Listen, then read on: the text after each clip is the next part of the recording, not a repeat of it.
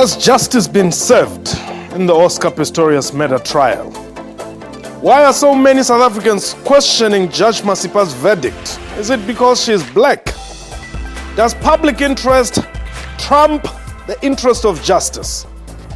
And does the ANC Women's League have grounds for an appeal? What time is it? It's question time.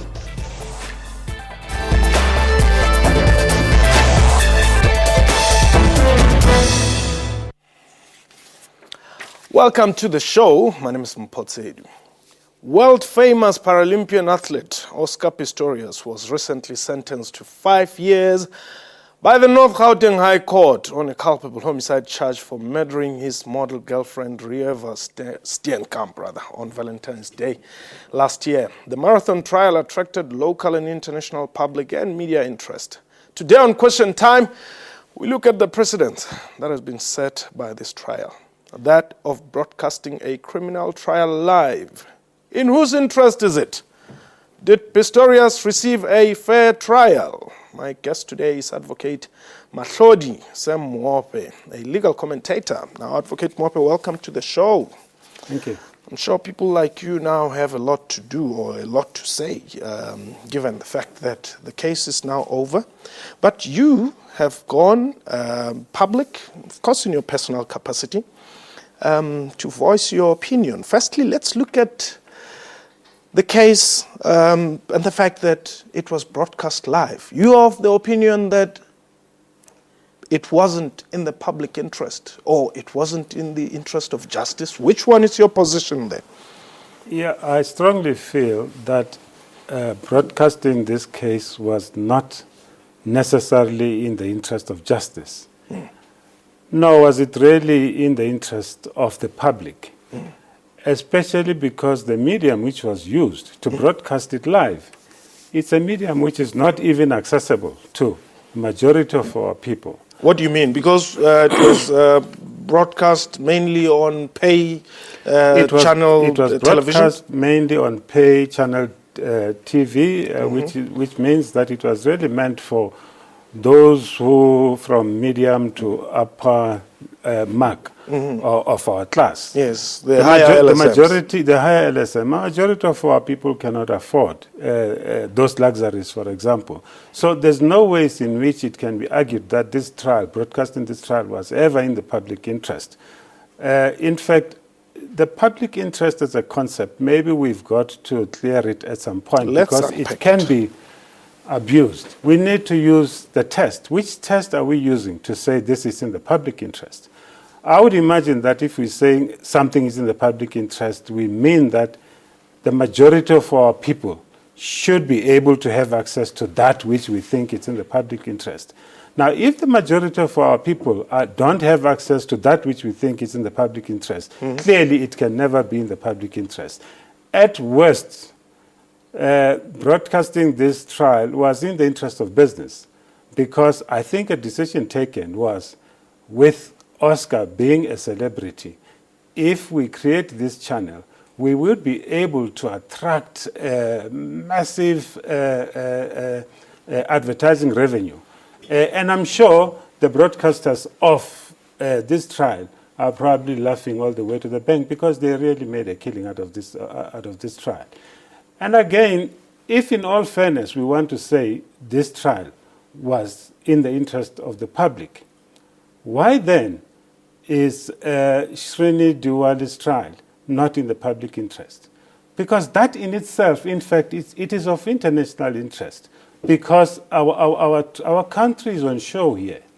Remember that Srini allegedly orchestrated the killing of his wife. Yes. Srini and his wife are not South African citizens. They are foreigners, you see, yes, who committed this crime here.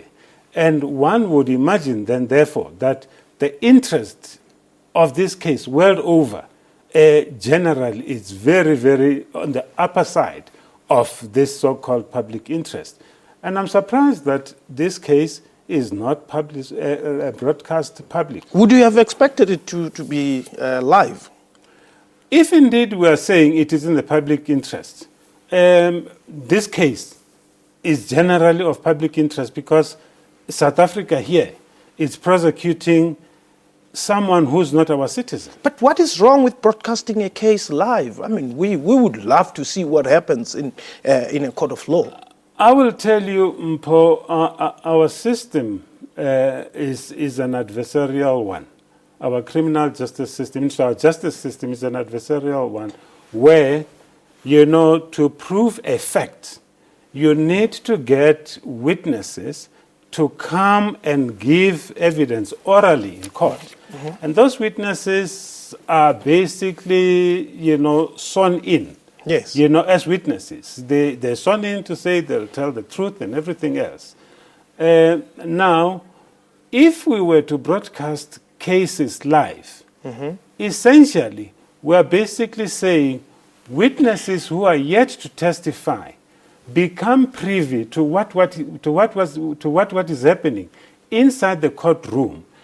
And there's no ways in which we can really say, guardedly, those who were yet to testify in this case didn't watch Channel 199. It's impossible to say that. They were asked that question. I think each witness was asked.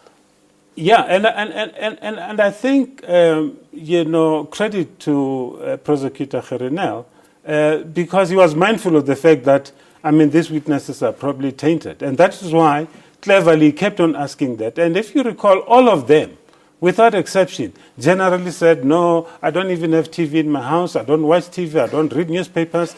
And you don't expect professionals at that level to say they honestly don't watch or they don't read papers. And at some point, you will even recall that two of the witnesses, in fact, I think it was Volmerans, who basically took one witness who was still in the witness box out for dinner or so, when he was going to testify himself, Volmerans. And I think, if we allow things like those to happen, we run the risk of getting to a situation where we say this trial has been declared a mistrial. Okay. And basically the accused persons, we can easily say they don't get a fair trial when things like this happen. That's what I wanted to say, or rather refer to, because in one of your opinion pieces you wrote that there are others who may argue that Oscar received an unfair trial because, amongst other things, broadcasting the case live and the general public's view and comments on the case could be advanced as one of those contributing factors. No, which is true. That can be advanced. And I think generally if the defense up front brought that as a point in issue, yes, that could easily be advanced. And Oscar can easily walk because he didn't get a fair trial, not because on the merits of the trial he was not guilty. So it's important for us to understand that our criminal justice system is functioning optimally, and we don't have to disturb it by way of saying when we want to make money, go to court and make applications to say it is in the public interest. Who determines that is in the public interest in the first instance? Is the interest of justice likely to be severely compromised when a criminal matter is? Yes, greatly so. In fact, there is also a possibility that we can polarize our communities because if you look at it, there are many cases of public interest in the proper sense of the word. And I'm not saying Oscar's case is not of public interest. It is. We can take Jub Molemo's case, for example. 4 of our young school kids were killed, whether negligently or intentionally, that's besides the point. But that case was of public interest to us as South Africans, for example, to say what happens in this case. Now, if we are going to say that case was not of public interest and Oscar Pistorius' case is of public interest, what message are we trying to say? Are we trying to say that public interest is public interest when it affects white people or not? And I'm going to say that we have Jeffrey's case in the Western Cape. The same scenario obtained. Okay. I want to take a break first. When we return, we will answer that question. This is Question Time. Please don't go away.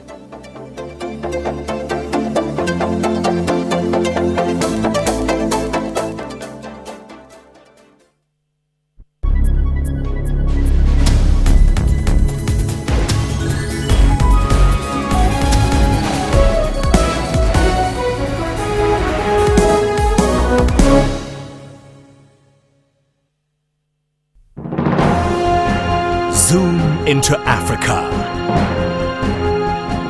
This is Egypt. The president is Mr. Abdel Fattah Said al-Sisi.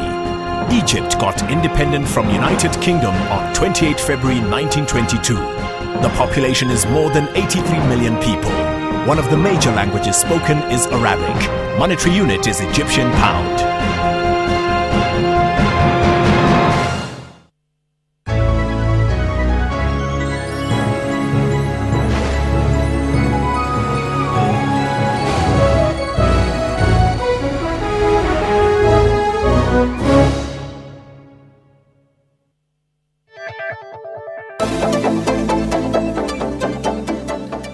Welcome back. You're still watching Question Time. My guest is Advocate Mahlodi Sam Mwope. He's a legal commentator now. Advocate Mwope, welcome back. Let me just allow you to quickly finish off that point. Is public interest a white and or black thing?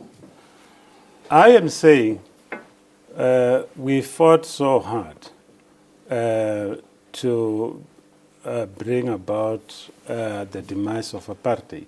Yes. And we are working so hard to ensure that our democracy, which is well and alive, lives for long. And if we are going to be using some of these concepts to advance our own cases, we run that risk of polarizing our communities in the sense that some will ask, how come Jub's case was not broadcast live? Okay. How come Jeffrey's case was not broadcast live? Where in fact children were killed there as well. So there's no way in which we can say this one in particular is of public interest. Yes, Oscar Pistorius is a sports person.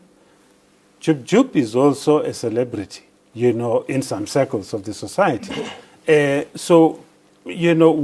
do we draw that line? Okay. So I strongly believe that we as a people have to ensure that our criminal justice system, which is functioning well and optimally, continues to function in the way in which it is functioning. But Advocate Mwope, the broadcast of a case also assists some people to get a basic understanding of the law. On the contrary, if you just look at the surveys now, I think the society is actually more confused about the broadcast of this trial because just about everybody was a judge. And contributing to it as well, lawyers, legal scholars, professors, and practicing attorneys, advocates, and even a judge at some point were commentating. Okay. They were running a commentary when a trial is running. Okay. What happens to the principle of sub judice? We cannot be seen. It's also uncollegial, basically, to start judging a judge when the case is running. I want to probably affirm what you're saying, that indeed we were, as the South African public, talking about this matter. Perhaps we just have a look at some of the questions that were posted to us by some of our viewers there, because it would appear that indeed they either didn't understand or they remained a little bit confused as to what exactly is the outcome of this case. For instance, Patience says, in actual fact, how many months will Oscar serve in prison? The court, when sentencing Oscar Pistorius, said it is sentencing Oscar Pistorius to a 5-year jail term. Yes. Interpreters outside that court gave their own interpretation, some of them without even understanding how it works. Once the court has given that decision, the accused person gets into the custody of the Department of Correctional Services. Now, it does not mean that when a person goes into that department, after serving 10 months, he'll walk out. When you are in there, the Minister of Correctional Services, the National Commissioner of Correctionals, there are various programs that our accused persons or our offenders have to undergo their behavior and many other things have got to be taken into account. It's not as if Oscar is just going to sit in there for 10 months and then after which he's got to get out. He's got to abide by the rules, conditions of that department. And people in that department work so hard to try and assist our offenders, to rehabilitate them, to ensure that when they come out as better persons than when they got in there. Okay. Perhaps the second one. Lihumo says, I just hope the advocate can educate our society the proceedings that should be considered before you pass the judgment. Look, I think it's important for us to understand that there are two processes here. There is one, the procedural aspect. And I think the procedural aspect of this case was followed to the latter. Oscar Pistorius, you'll remember, he committed a crime, he was arrested, he was given bail, he went to a court, he appeared before a court of law and he received bail, and then from there he was committed to a trial. And in that trial he gave his evidence in chief, Kharinel cross-examined him, Bereru re-examined him, and all sorts of things happened there. Procedurally, it shows that our system is working. Now, what we need to explain is that there is a substantive part of our case. Now, the substantive part of our case, our people must understand that world over, judges are the first people to accept that they don't necessarily have all the answers. That is why we have a safety valve of appealing. Judges themselves agree that they may err, in reaching to their conclusions. Yes. Now, in this case was run substantively correct and procedurally correct. And if for some reason there are some flaws insofar as the decision was taken, I'm sure Judge Masipa will be the first one to say there is a possibility that another court can come to a different conclusion. Yes. Hence, Judge Masipa himself, she's the first person, if there is an appeal to be laid in this case, Kharinel will have to go and apply to her. And I'm sure she will grant that application, or Bereru, for example. So let me just explain. Now, this shows that our our justice system has got mechanisms to self-correct. Okay, hold that thought there. When we return after the break, let's look at the witnesses and the weaknesses. And perhaps just talk also about Judge Thokozile Masipa herself, because you're saying judges are not being protected very much here in South Africa. Question time takes a break. Please don't go away.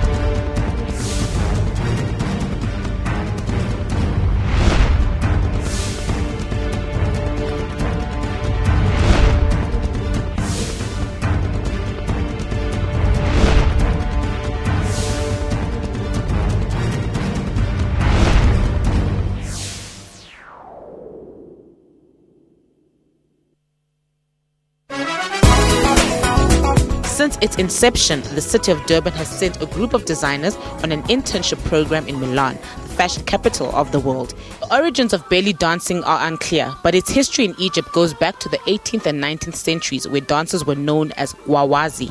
Inala's original music is composed and performed by Ladysmith Black Mambazo, the multiple Grammy Award-winning South African isicathamiya group, led by Joseph Shabalala and Ella Spira. Inala blends the rhythms and harmonies of native musical roots with live percussion, piano, and strings. Join Musam Khalipi on Afro Showbiz every Saturday at 19:30 CAT.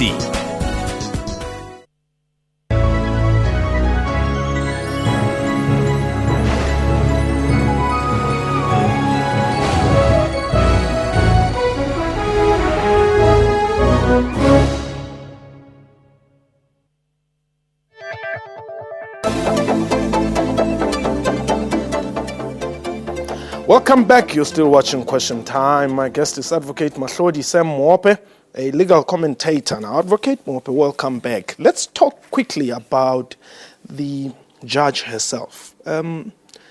You're saying that other colleagues basically questioned or attacked her, which you don't think was a very good thing to do. No, indeed, it was very bad. Especially for us lawyers, to run that commentary in the manner in which we ran it, because I think the impression given there, because it has never happened generally in the past, is that, and that's my subjective view, by the way, because she is a black woman, perhaps she does not understand the law. And I'm saying this because just after giving that judgment, some research, basically occasioned by a reputable university, Wits University Center for Applied Legal Studies, came up with a research which I just up to now do not understand what informed that research. The tea ladies. That research basically said black women attorneys, lawyers, basically are used to attract customers, tenders in government, for example. They don't practice law where they're employed. They use tea. They make tea, presumably for their white lawyer counterparts. And that research also said, in general, black attorneys, lawyers, advocates, all included, are lazy. Now, I just find it very strange that that research, if indeed it is a research, came just on the heels of the verdict. A culpable homicide verdict by Judge Masipa. Okay. In spite of the fact that when she pronounced that verdict, she said this is a unanimous verdict. Now, she did it deliberately because she sat with two assessors. Now, and the trial was beamed live. Everybody saw that there were two assessors sitting with her. But commentators choose to have a go at her. Now, there's no ways in which we can run trials in this way. Okay. Togo Chikondi says, what I know is being Judge Masipa in a Oscar trial was hard enough. Well, I don't think that it was hard enough. I saw excellence at its best from Judge Masipa. She remained cool. Calm, in spite of the fact that her colleagues were basically running this commentary, in a very uncollegial manner. But I think she did her best to divorce herself from what was happening outside that court. And I think, honestly, she deserves a 100% pass mark for the way in which she conducted this trial. You are very skeptical about some of the witnesses there. Perhaps let's confine ourselves to the litigation and mitigation part of the trial. Yeah, there's a witness who was called in, I think is Mr. Maringa. I must be honest, I was very shocked by Mr. Maringa in court. He was there to give his expert opinion on what happens in the correctional services facilities. What really shocked me most is that he's an employee of that department. And he does not give anything good about what happens in that department. Yet he's an employee in that department. He says Oscar will never be best served in the department in which he's employed. Now, taxpayers, through the Department of Correctional Services, pay his salary to ensure that that department functions well. Now, is it not an indictment on him? What is he doing on a daily basis when he gets there? Thank God the acting national commissioner of that department came and gave an honest, objective view about the department. Where there are weaknesses, he said, yes, there are weaknesses, but we're doing a lot of work. And I'm still surprised that how did that witness get to go and testify? And even if perhaps the argument will be he was subpoenaed, I think whoever subpoenaed him was malicious, in that if you want somebody from the department, you have basically to request the minister of that department or the acting national commissioner of that department, not an employee who's probably not even authorized, who just don't even understand what is happening. That witness is a professional social worker, yes, who generally is tasked with the duty of ensuring that offenders in our system, in that system, are rehabilitated. But if he himself says no, they can't, and I can only say that I'm sure he does not work. And I say it with a heart, because I've worked in the department. I've seen how hardworking officials in the department work. They also produce people at the end of every year, where some of our offenders pass with distinctions in their matric, others get their degrees in there. It shows that the system works. More importantly, you'll recall that Srini Diwal, after the incident of killing his wife or so, left the country and went home in London. Our criminal justice system went out of its way to go and ensure that he comes back to account. Okay. Does the ANC Women's League have grounds of appeal? I think before we say the ANC's Women's League have grounds of, have any leg, to say there should be an appeal. Yes, remember, I mean, they're friends of the court. Okay. But more importantly, I say heads up to ANC Women's League. I have seen Ubuntu at practice through ANC Women's League. Okay. They've been to all cases where women are generally killed. Thank you very much, Advocate Mope.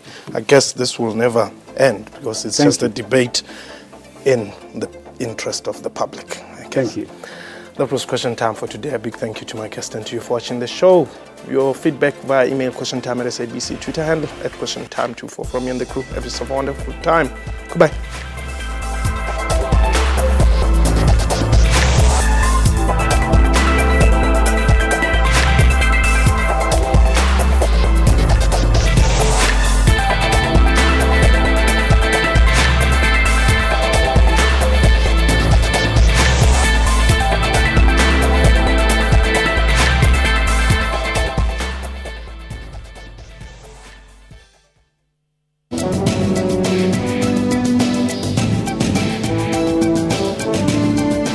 The shortage of nurses places those nurses who are working under such pressure. To have one registered nurse looking after a ward full of patients, of over 40 patients, is unreasonable. But Africa has made tremendous progress. In the year 2012, there were only 50,000 children. 50,000 children too many, but only 50,000 children that died of measles in the whole of Africa, compared to 330,000 in the year 2000. For all your health issues, join Dr. Sello every Saturday, 9 to 10 a.m. CAT. SABC, sharing 20 years of inspiration.